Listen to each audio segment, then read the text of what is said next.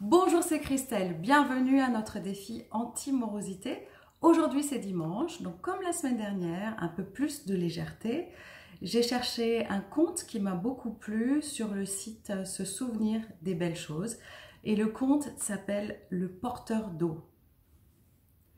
En Chine, un porteur d'eau possédait 2 grosses cruches, chacune d'elles pendante aux extrémités d'une solide perche qu'il portait sur ses épaules.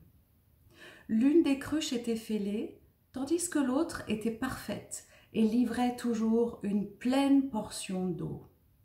À la fin de la longue marche du ruisseau à la maison, la cruche fêlée arrivait toujours à moitié pleine. Tout se passa ainsi jour après jour pendant 2 années entières où le porteur livrait seulement 1,5 cruche d'eau à sa maison.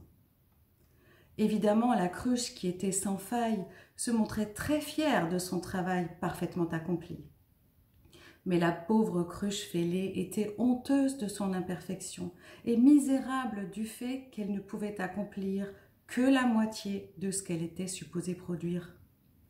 Après ces 2 années de ce qu'elle percevait comme étant une faillite totale de sa part, un jour, près du ruisseau, elle s'adressa au porteur d'eau.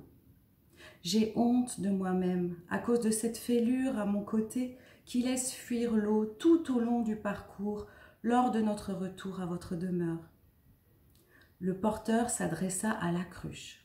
« As-tu remarqué qu'il y avait des fleurs seulement de ton côté du sentier et non sur le côté de l'autre cruche? C'est que j'ai toujours été consciente de ta fêlure et j'ai planté des semences de jolies fleurs seulement de ton côté du sentier.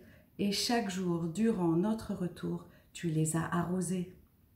Durant ces 2 années, j'ai pu cueillir ces jolies fleurs pour décorer notre table.